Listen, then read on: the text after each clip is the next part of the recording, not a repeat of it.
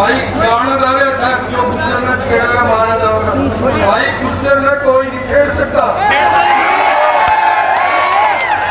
हाँ गुज्जर ही छेड़ सकता है, किसी ने जाकर छेड़ा गुज्जर ने कोई नहीं छेड़ सकता। डरावना चिंता न करो। हमारे प्रेस के साथी पूछ रहे थे कि आपका राजपूत समाज के साथ क्या झगड़ा है। हमने कहा कि भाई प्रेस वाले साथियों, तुम झगड़ा दिखा देते हो, तुम बात का बतंगड़ बना देते हो।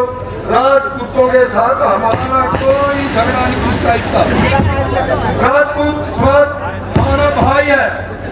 अटल जी चाहे पुरानी जब से भी राजनीति करते हैं, हमने 76 राजनीति भी करी।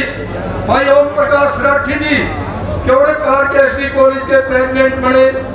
भाई नरेश राणा जी बाता के आरकेएसडी कॉलेज से प्रेसिडेंट बने। युवा साथियों ने मेरे को चुनाव लड़ा दिया, मैं भी जीत गया।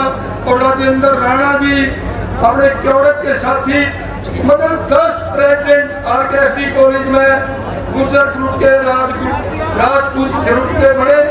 और अतुल प्रधान जी वो चुनाव हमारा, हम समझते हैं कि विधानसभा से भी बड़ा चुनाव होता था।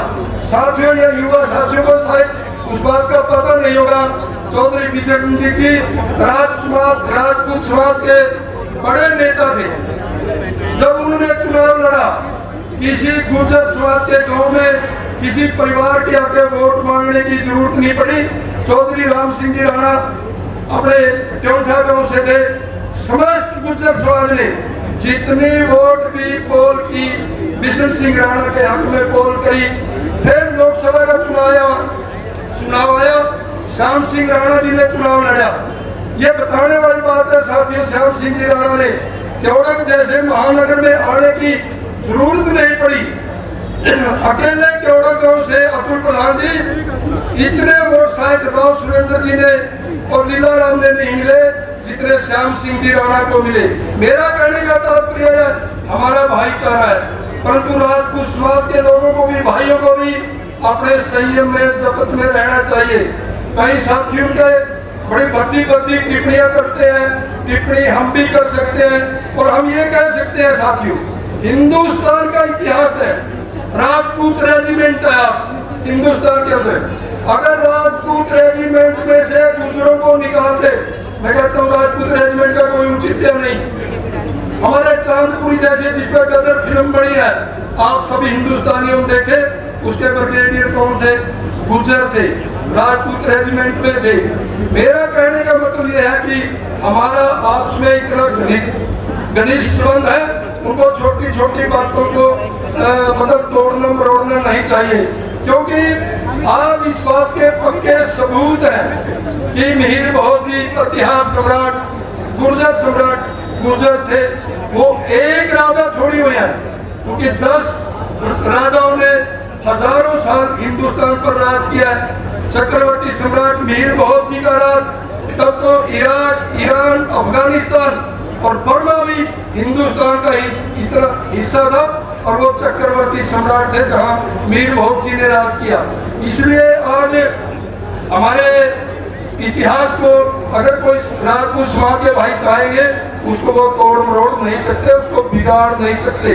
साथियों, इतिहास कहता है, इतिहास हमेशा जीतने वालों का लिखा जाता है। एक बार कहते हैं कि महाभारत का युद्ध चला हुआ था, भीष्म जी, युद्ध हो चुका था, निर्णय हो चुका था।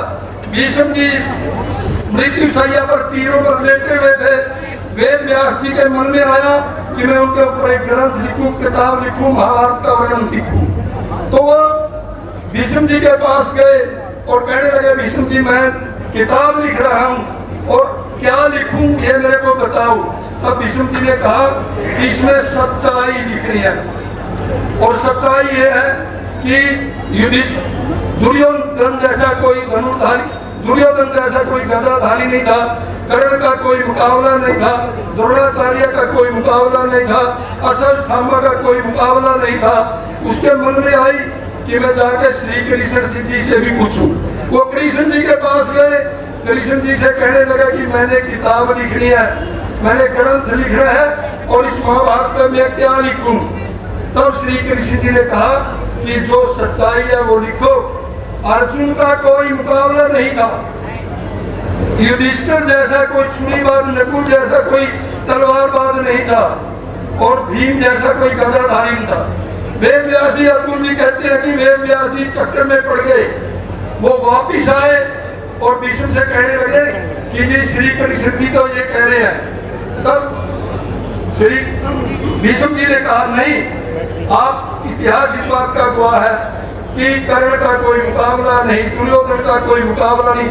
वो कंफ्यूज हो गए, दोबारा श्री कृष्ण के पास गए कि उन्होंने कहा कि बिल्कुल सच लिखना, सच के सिवाय कुछ नहीं लिखना। श्री कृष्ण जी के मन में आई कि ये भीष्म ऐसे नहीं मानेगा, बोला लिखो और बिल्कुल सच्चाई लिखो।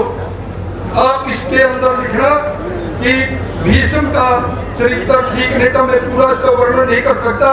और तो वेद व्यास जी सस्पेंस में पड़ गए, दोबारा भीष्म जी के पास आए कि जी श्री कृष्ण जी तो ये कह रहे हैं आपके बारे में। तब श्री कृष्ण भीष्म जी ने कहा कि जो वो गवाला कहता है ना, श्री कृष्ण की संज्ञा बदल दी, जो वो गवाला कहता वो लिखो। मैं युवा साथियों को कहता हूँ, जो आप लिखना चाहोगे वो आपका इतिहास लिखा जाएगा। आप बहादुरी से लड़ोगे, बहादुरी का लिखा जाएगा। आप समाज को दिशा दिखाने का काम करोगे, वो लिखा जाएगा। अगर कहीं कायरता का परिचय दोगे और यहाँ आकर के सिर्फ भाषण दे दोगे या ये गाना सुन करके आप सोचो कि बहुत बड़ा तीर मार दोगे, इससे कुछ नहीं होने वाला है साथियों। आपने संकल्प लेना पड़ेगा, हमने समाज के लिए काम करना है। वो एक दो साथी ने कहा कि भाई जिसको भी कोई पार्टी से टिकट मिले वो उस पर अमल करना चाहिए, उसकी मदद करना चाहिए। मैं सभी युवा साथियों से कहता हूँ, लंबी बात नहीं करूंगा, कि उन सभी साथियों ने उस पर अमल भी करना चाहिए। साथियों, आप जैसे युवा साथियों ने, मेरे जैसे साथी को, इस गुर्जर समाज ने, अर्जुन जी हमारी शहरी सीट है और गुर्जर समाज की थोड़ी सी वोट है। इस युवा ब्रिगेड ने, इन गुर्जर सरदारी ने एक बार नहीं, शहरी सीट से मेरे जैसे सबसे छोटे आदमी को 2-2 बार विधानसभा में भेजने का काम किया। मैं ये कहता हूँ साथियों, आपकी करनी और कथनी में अंतर नहीं होना चाहिए। आपने मेरी बात सुनी, बहुत बहुत धन्यवाद। मैं इस कैथल की धरती